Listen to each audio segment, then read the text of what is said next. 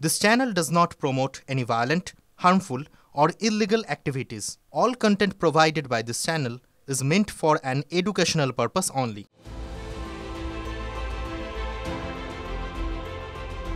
মোদী সরকারের আমলে ভারতীয় রেলে চলছে উন্নয়নযোগ্য। বন্দে ভারতের মতো দ্রুতগতির ট্রেন পেয়েছে যাত্রীরা, আর সেই দেশ কাটার আগেই আরও বিলাসবহুল এবং আরও গতিময় ট্রেন অমৃত ভারত 2.0 পেতে চলেছে ভারতীয় রেলের যাত্রীরা। বছর বছর ধরে রেলের উন্নয়নে কাঁড়ি কাঁড়ি টাকা ঢালছে কেন্দ্রীয় সরকার, কিন্তু মুনাফা বিনিয়োগের তুলনায় কতটা লাভের মুখ দেখেছে রেল মন্ত্রক? সরকারের আয় বাড়িয়েছে কোন ট্রেন? ভারতীয় রেলের আয়ের মূল ক্ষেত্রেই হচ্ছে ট্রেনের টিকিট, আর তা বিক্রি না হলেই আয় পড়বে রেল মন্ত্রকের।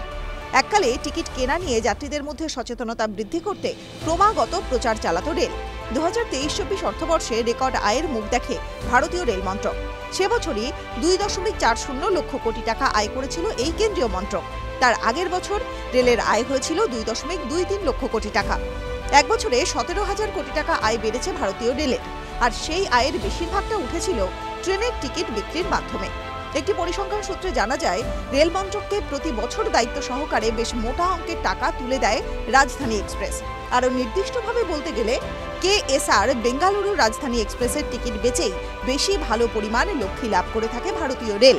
খোদ 2022-23 অর্থবর্ষে দিল্লি থেকে বেঙ্গালুরুগামী এই ট্রেনের সফর করে 5 লক্ষেরও অধিক যাত্রী। সেই বছরেই মোট 176 কোটি টাকার কাছাকাছি শুধু এই ট্রেনের মাধ্যমেই আয় করে ভারতীয় রেল। রাজধানী এক্সপ্রেসের বেঙ্গালুরু শাখা ছাড়াও শিয়ালদা, ডিব্রুগড় এবং কলকাতা শাখার আয়ও অন্যান্য ট্রেনের তুলনায় অনেকটাই বেশি। সহজ করে বলতে গেলে রেলের মূল আয়ের বেশিরভাগ টাকাটাই তুলে আনে দেশ জুড়ে চলা একাধিক রাজধানী এক্সপ্রেস। TV9 Bangla digital.